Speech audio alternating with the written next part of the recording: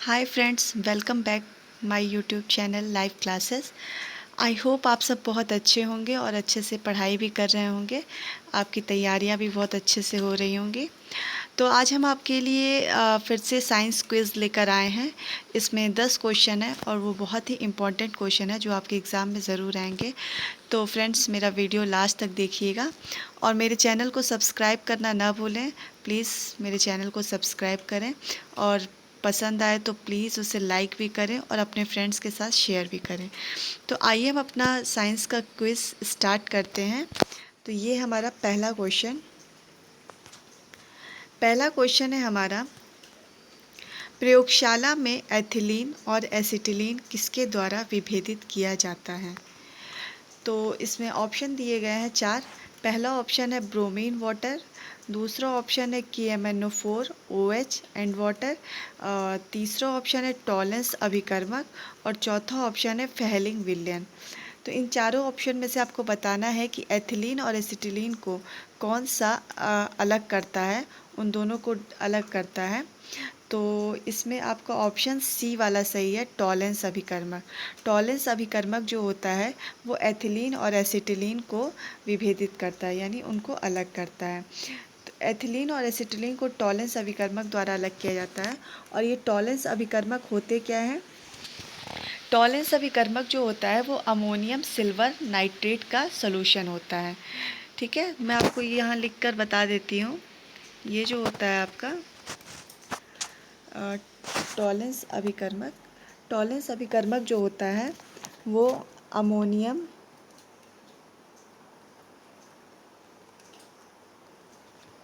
Silver nitrate का solution होता है।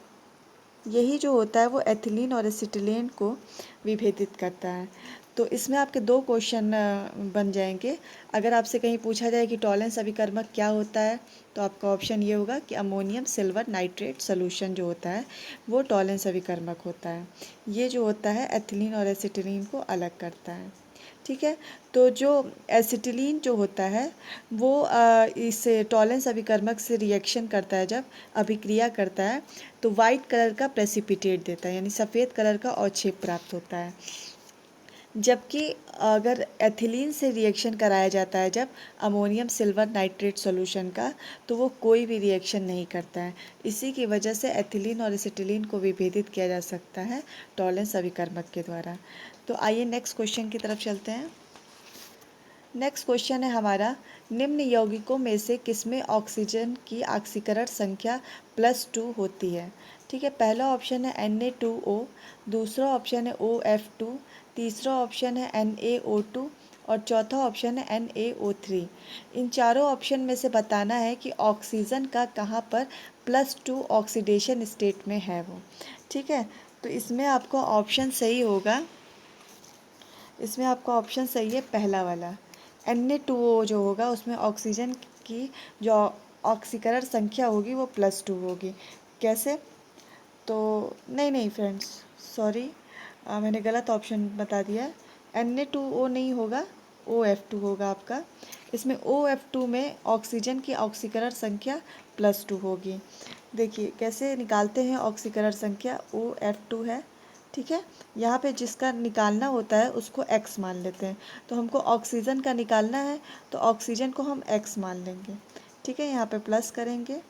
प्लस फ्लोरीन, फ्लोरीन देखिए यहाँ पे 2 मॉलिक्यूल है, OF2 यानी फ्लोरीन का 2 मॉलिक्यूल है, तो 2 से मल्टीप्लाई करते हैं। और फ्लोरीन का कितना होता है चार्ज? फ्लोरीन पर ऑक्सीकरण संख्या -1 होता है, तो यहाँ पे लगाएंगे -1 फ्लोरीन का और इक्वल टू करके 0 कर देते हैं। जब तो यहाँ से निकालेंगे हम इसको कैलकुलेट करके, तो x की वैल्यू हमारी निकल जाएगी यहाँ से +2।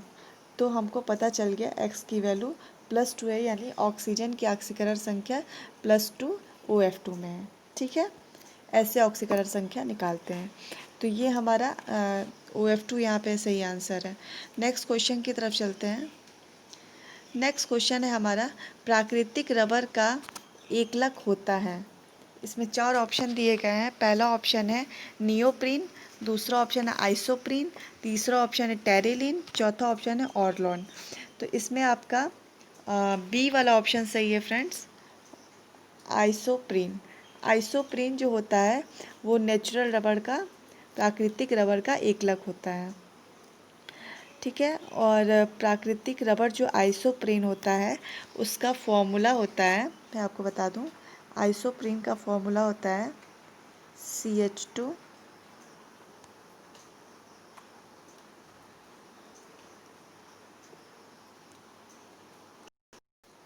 आइसोप्रीन का फॉर्मूला होता है, मैं आपको यहाँ बता देती हूँ, CH2 double bond C bracket में CH3 CH double bond CH2। ठीक है, ये आपका आइसोप्रीन का फॉर्मूला होता है, इसको यही होता है आपका आइसोप्रीन। ठीक है, आइसोप्रीन जो होते हैं वो नेचुरल रबड़ होते हैं, और नेचुरल रबड़ जो होते हैं वो कुछ विशिष्ट जाति के पेड़ों से पाए जाते हैं, यानी पेड़ों में जो लेटेक्स प्राप्त किया जाता है उसी से नेचुरल रबड़ बनाया जाता है। ठीक है, रबड़ का उपयोग बनाने के लिए हम क्या करते हैं, उसको सल्फ़र के साथ गर्म करते हैं, जिससे हमें, अगर रबड़ का जो यूज़ होता है वो अगर हम सल्फ़र के साथ गर्म करते हैं तो हमें वल्केनाइज्ड रबड़ मिलते हैं। ठीक है, तो उन्हें वल्केनाइज्ड रबड़ कहते हैं, जो कि इंडस्ट्री क्षेत्र में बहुत ही काम आता है, वहाँ पे इंडस्ट्री लेवल पे इसका बहुत ही यूज़ किया जाता है। तो यहाँ पे आइसोप्रीन का ये आंसर हो गया आपका नेचुरल रबड़ का। ठीक है, नेक्स्ट क्वेश्चन की तरफ चलते हैं। नेक्स्ट क्वेश्चन है हमारा, सर्वाधिक क्वथनांक वाला यौगिक है। तो इसमें आपको बताना है कि इसमें सबसे ज़्यादा क्वथनांक वाला यौगिक कौन सा है। पहला ऑप्शन है नॉर्मल पेंटेन, दूसरा ऑप्शन है आइसोपेंटेन, तीसरा ऑप्शन है नियोपेंटेन और चौथा ऑप्शन है आइसोब्यूटेन। तो इसमें सबसे ज़्यादा क्वथनांक वाला है वो है पहला ऑप्शन सही, नॉर्मल पेंटेन। नॉर्मल पेंटेन का जो है क्वथनांक सबसे अधिक होता है। ठीक है, तो इसमें आपका ऑप्शन सही हो जाएगा नॉर्मल पेंटेन।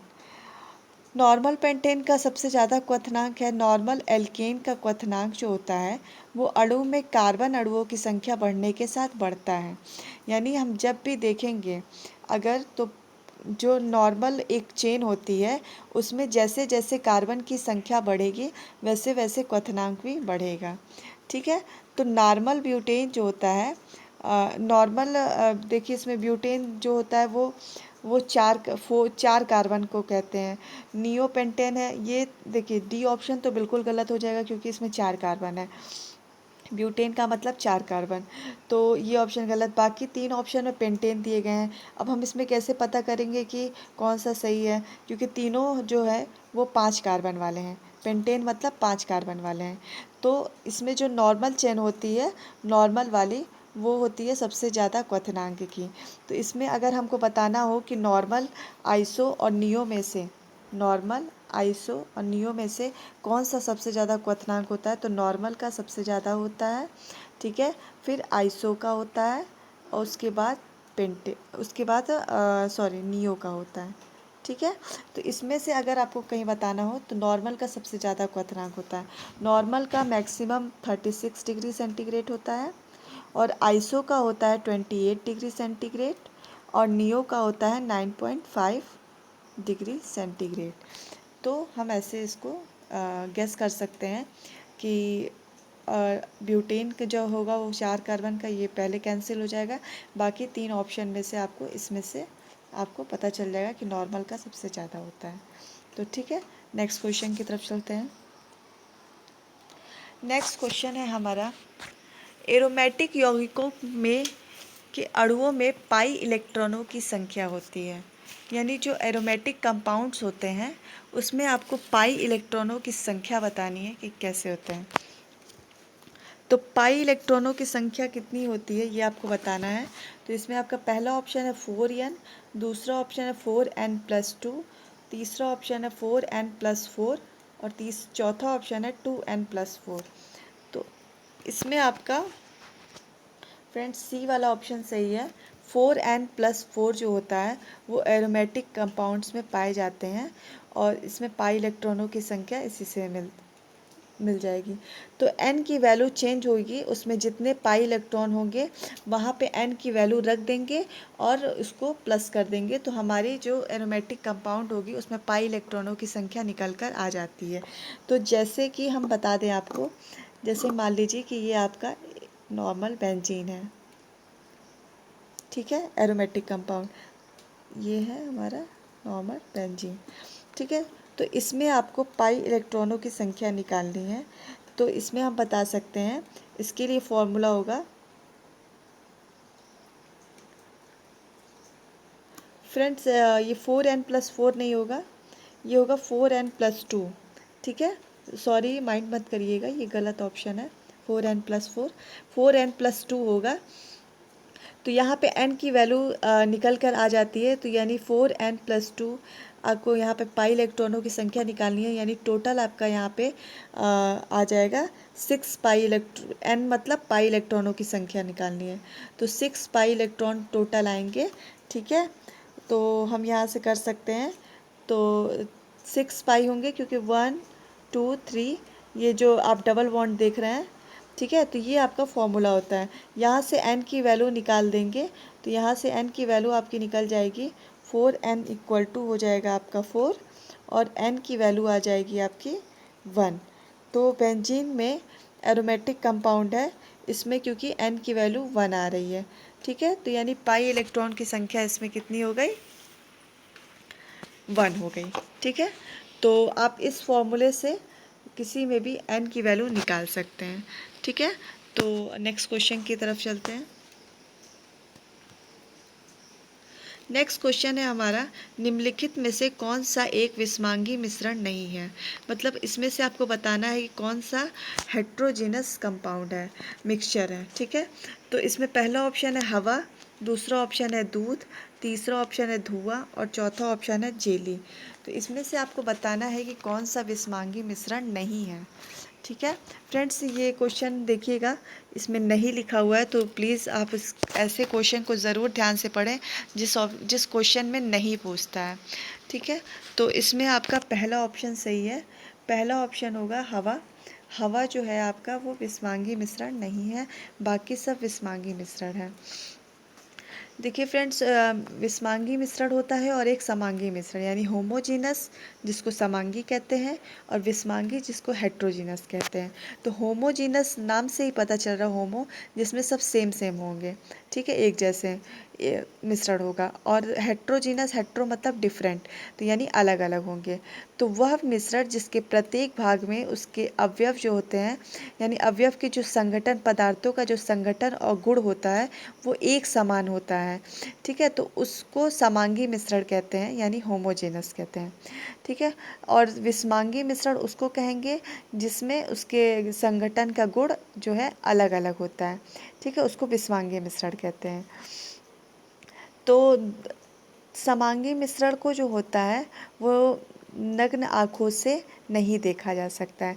जैसे कि समांगी मिश्रण अगर चीनी को जल में डाल दिया जाए, यानी पानी में मिला दिया जाए चीनी को, तो चीनी उसमें घुल जाती है, तो आप देख नहीं सकते हैं उसमें कि चीनी और चीनी कहाँ पर है, मतलब उसको पता नहीं, उस सोल्यूशन बन जाएगा एक, तो उसमें आप नहीं देख सकते हो, सबका गुण एक समान जैसे हो जाता है, पूरा एक जैसा दिखने लगता है, तो ये हो जाता है होमोजेनस सोल्यूशन, ठीक है। तो पीतल का होता है, जो पीतल होता है, कांच होता है, ये सब जो होते हैं वो समांगी मिश्रण होते हैं। हवा जो होती है वो भी समांगी मिश्रण का सबसे उत्तम उदाहरण है, मतलब सबसे बेस्ट एग्जाम्पल है वायु, हवा जो होती है वो सबसे बेस्ट एग्जाम्पल है समांगी मिश्रण का, ठीक है। तो और जो दूध होता है, दूध में जो होते हैं, दूध होता है, रक्त यानी ब्लड होता है, धुआं होता है, जेली होता है, बादल हैं, बारूद है, मिट्टी है, ये सब जो होते हैं वो विषमांगी मिश्रण होते हैं, क्योंकि इनके कण के गुण जो होते हैं वो एक समान नहीं होते हैं और इनको नग्न आँखों से देखा भी जा सकता है। तो ये डिफरेंस होता है होमोजेनस में और हेट्रोजेनस में, ठीक है। तो नेक्स्ट क्वेश्चन की तरफ चलते हैं। नेक्स्ट क्वेश्चन है हमारा, रेशम पालन क्या कहलाता है। फ्रेंड्स ये बहुत ही आसान क्वेश्चन है। रेशम पालन जो होता है वो सेरीकल्चर कहलाता है। इसमें 4 ऑप्शन दिए गए हैं, AP culture, PC culture, sericulture और एग्रीकल्चर। तो इसमें तीसरा ऑप्शन सही है, सेरीकल्चर। सेरीकल्चर जो होता है वो रेशम पालन कहलाता है। ठीक है। कच्चा रेशम बनाने के लिए जो होता है रेशम में कीटों का पालन रेशम उत्पादन कहलाता है। यानी जो हम बनाते हैं कच्चे रेशम का, ठीक है, तो उससे रेशम में जो कीटों का पालन किया जाता है वो रेशम उत्पादन कहलाता है। भारत का जो होता है रेशम उत्पादन विश्व में सबसे 5वां स्थान है। ठीक है, यानी भारत में जो है इसका 5वां स्थान है रेशम बनाने में। ठीक है, उत्पादन में। तो भारत में रेशम कीट जो होती है वो 4 जातियों की पाई जाती है। ठीक है, इसमें मैं बता देती हूँ आपको थोड़ा सा डिटेल में कि रेशम कीट जो होती है वो 4 जातियाँ की पाई जाती हैं भारत में तो पहला पाया जाता है एक बॉम्बिक्स मोराई, जो कि शहतूत का रेशम कीट होता है। और दूसरा होता है एंथेरिया पैफिया, जो कि टसर रेशम कीट होता है। तीसरा होता है फ्लोसामिया रिसिनी, जो कि एसी का रेशम कीट होता है। और चौथा होता है एंथीरिया असामा, जो कि मूंगा रेशम कीट होता है। तो ये 4 प्रकार की जो रेशम कीट होती है वो भारत में पाई जाती हैं। ठीक है, इसको आप नोट डाउन कर लीजिएगा फ्रेंड्स, ये क्वेश्चन पूछे जाते हैं अक्सर करके। तो मैं इसे आपको और भी डिटेल में बता दूंगी नेक्स्ट वीडियो में। ओके, तो आइए चलिए नेक्स्ट क्वेश्चन की तरफ चलते हैं। नेक्स्ट क्वेश्चन है हमारा, वह ऊतक जो एक हड्डी को दूसरी हड्डी से जोड़ता है वो क्या कहलाता है? तो पहला ऑप्शन है वसामय ऊतक, दूसरा ऑप्शन है उपास्थि, तीसरा ऑप्शन है उपकला और चौथा ऑप्शन है स्नायु। तो इसमें पूछा गया है कि जो एक हड्डी को दूसरी हड्डी से जोड़ता है वो क्या कहलाता है। इसमें आपका डी वाला ऑप्शन सही है, स्नायु। स्नायु जो होता है वो एक हड्डी को तक में एक हड्डी को दूसरी हड्डी से जोड़ता है। ठीक है, वो स्नायु कहलाता है। और स्नायु को दूसरे नाम से भी लिख सकते हैं, लिगामेंट, उसी को कहते हैं इंग्लिश में लिगामेंट। ठीक है, तो ये आपका आंसर है लिगामेंट। और देखिए इसमें एक क्वेश्चन और पूछा जाता है फ्रेंड्स, जैसे इसमें पूछा गया है कि ऊतक में जो हड्डी को हड्डी से जोड़ता है। और एक क्वेश्चन पूछा जाता है आपको कि वह ऊतक बताइए जो पेशी को अस्थि से जोड़ता है। यानी जो पेशी को ऊतक से जोड़ता है, ठीक है, उसको क्या कहते हैं? तो फ्रेंड्स उसको कहते हैं टेंडोन। टेंडोन कहते हैं, चाहे कंडरा कहते हैं हिंदी में। ठीक है, तो ये आप नोट कर लीजिएगा। इसमें 2 क्वेश्चन बनते हैं कि वह ऊतक जो हड्डी को हड्डी से जोड़ता है तो वो लिगामेंट कहलाता है। और दूसरा पूछता है कि ऊतक में पेशी को ऊतक से कौन जोड़ता है, वो ऊतक बताना है। सॉरी, पेशी को ऊतक से नहीं, पेशी को अस्थि से जोड़ता है, यानी वही हड्डी से जोड़ता है। पेशी को जो अस्थि से जोड़ता है उसको टेंडोन कहते हैं, और जो अस्थि को अस्थि से जोड़ता है वो लिगामेंट कहलाता है। ठीक है, ये गलत हो गया है फ्रेंड्स, आज पता नहीं क्या हुआ है, बार बार मुझसे गलती हो रही है। पेशी को अस्थि से जोड़ते हैं उसको टेंडोन कहते हैं। ठीक है, चलिए नेक्स्ट क्वेश्चन की तरफ चलते हैं। रक्त का वह घटक जो संपूर्ण रक्त वाहिनियों में इसका थक्का बनने को रोकता है। यानी ब्लड का वो कंपोनेंट आपको बताना है जो ब्लड वेसल्स में मतलब थक्का बनने से उसको रोकता है। तो ऐसा कौन सा कंपोनेंट पाया जाता है जो ब्लड में? पहला ऑप्शन है एंटीबॉडी, दूसरा ऑप्शन है हिपैरिन, तीसरा ऑप्शन है थ्रोम्बिन और चौथा ऑप्शन है हीमोग्लोबिन। तो इन 4 ऑप्शन में से आपको बताना है। तो ये 4 ऑप्शन में से आपका बी वाला ऑप्शन सही है फ्रेंड्स, बी वाला हिपैरिन। हिपैरिन जो होता है वो रक्त को थक्का बनाने से रोकता है। ठीक है, हिपैरिन कहलाता है। और हीमोग्लोबिन के बारे में तो आप जानते हैं, ये रेड ब्लड कार्पसल्स को ये लौह युक्त प्रोटीन पाया जाता है इसमें। उसको हीमोग्लोबिन कहते हैं, और उसमें आरबीसी रेड ब्लड कार्पसल्स पाए जाते हैं। ठीक है। और एंटीबॉडीज़ और एंटीजन जो होते हैं वो विशिष्ट प्रकार के प्रोटीन होते हैं। ठीक है। एंटीजन जो होता है वो लाल रुधिराओं की कला में प्रतिरक्षी प्लाज्मा में पाए जाते हैं। ठीक है। तो एंटीजन्स होते हैं, हम आपको बता दे रहे हैं, 1 मिनट यहाँ पर देखिए। हीमोग्लोबिन जो होता है वो लौह युक्त प्रोटीन होता है। ठीक है, ये आपको बता दिया। और ये एंटीबॉडी और एंटीजन 2 तरह के होते हैं। तो जो एंटीबॉडी होती है वो हमारी प्लाज्मा में पाई जाती है। ठीक है। और एंटीजन जो होता है यानी प्रतिजन, वो होता है, वो आरबीसी में होता है। ठीक है, ये आपका होता है। तो नेक्स्ट क्वेश्चन की तरफ चलते हैं। नेक्स्ट क्वेश्चन है हमारा, और आज का लास्ट क्वेश्चन है, निम्नलिखित में से कौन सा अम्ल विटामिन भी है, यानी कौन सा ऐसा एसिड है जो विटामिन भी होता है, इसमें आपको बताना है। 4 ऑप्शन दिए गए हैं। पहला ऑप्शन है फॉर्मिक अम्ल, दूसरा ऑप्शन है एस्कॉर्बिक अम्ल, तीसरा ऑप्शन है मैलिक अम्ल, और चौथा ऑप्शन है पामिटिक अम्ल। इसमें से आपको बताना है। तो इसमें आपका कौन सा ऑप्शन सही है? इसमें बी वाला ऑप्शन सही है फ्रेंड्स। एस्कॉर्बिक अम्ल जो होता है वो अम्ल के साथ, एसिड के साथ, वो विटामिन भी है। और ये एस्कॉर्बिक एसिड जो होता है वो कौन सा विटामिन होता है? एस्कॉर्बिक एसिड हमारा विटामिन सी होता है। ठीक है, विटामिन सी को एस्कॉर्बिक एसिड कहते हैं। ठीक है। और विटामिन सी की कमी से, डिफिशियंसी से स्कर्वी नामक रोग होता है। और विटामिन सी का जो सोर्स होता है, जैसे आप नींबू ले सकते हैं, टमाटर है, सब्जियां हैं, आलू हैं, और भी जो जूसी फ्रूट्स होते हैं वो सब विटामिन सी में आते हैं। तो ये आपका विटामिन सी इसमें एस्कॉर्बिक अम्ल जो है आपका सही ऑप्शन है। ठीक है। तो फ्रेंड्स, ये हमारे 10 क्वेश्चन थे जो कि बहुत ही इम्पॉर्टेंट हैं, और हर कम्पिटिटिव एग्ज़ाम में कहीं ना कहीं आपसे ये क्वेश्चन पूछे गए हैं। तो इस वीडियो को लास्ट तक देखिए और अपने फ्रेंड्स के साथ ज़रूर शेयर कीजिए ताकि उन्हें भी ये क्वेश्चन पता चले। और मेरे चैनल को ज़रूर सब्सक्राइब करें ताकि मुझे अप्रिसिएट करिए, ताकि आपके लिए मैं और भी ऐसे बहुत सारे वीडियो बना सकूं। ठीक है।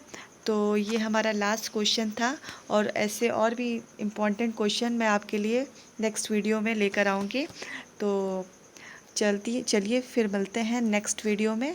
इसी के साथ अपना वीडियो एंड करते हैं। Bye bye.